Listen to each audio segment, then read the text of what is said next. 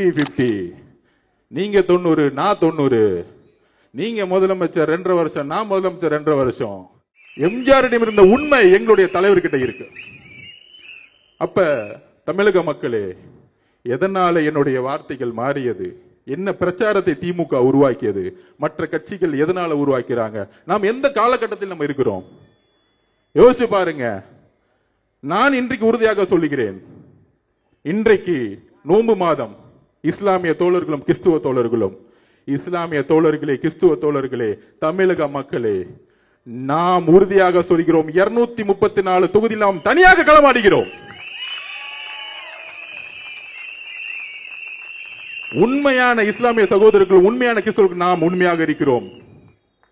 நம்ம அண்ணனுக்கு பல்வேறு சொல்றாங்களே ஆஃபர்லாம் கொடுத்தாங்க. 50-50, நீங்க 90, நான் 90.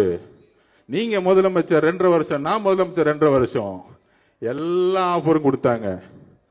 அப்ப அண்ணன் சொன்ன ஒரே வார்த்தை எங்க கிட்ட, எனக்கு ஆஃபர் தேவையில்லை, தமிழக மக்களுடைய உண்மையான நம்பிக்கையை, என்றைக்கும் தமிழக மக்களுடைய நம்பிக்கையை, நான் உருவாக்கக்கூடிய அரசு, மத சார்பற்ற சமூக நீதிக்கான அரசை உருவாக்கக்கூடிய ஒரு வலிமையை தமிழக வெற்றி கழகம் உருவாக்கும் சொன்னது எங்களுடைய தலைவர் விஜய் அவர்கள். முதலமைச்சர் பதவியை ஆசைப்பட்டு டெல்லிக்கு அடிப்பணி வர எங்களுடைய தலைவர் அல்ல. பராசக்தி ரிலீஸ் ஆனோம்னா போய் ஹோம் மினிஸ்டரை பார்த்துட்டு உதயநிதி ஒரு போன் கால் பேசி ரிலீஸ் பண்ணவர் எங்க ஆள் கிடையாது.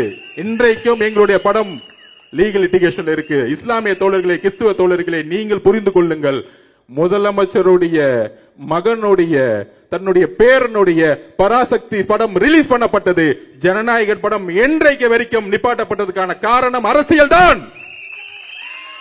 இது அரசியல் தான். இந்த அரசியலை தைரியமாக எதிர்கொள்ளக்கூடிய ஒரே தலைவர் எங்களுடைய தலைவர் விஜய் அவர்கள். எந்த எக்ஸ்ட்ரீம் நான் போறேன்னு சொல்லிட்டாரு அவரு.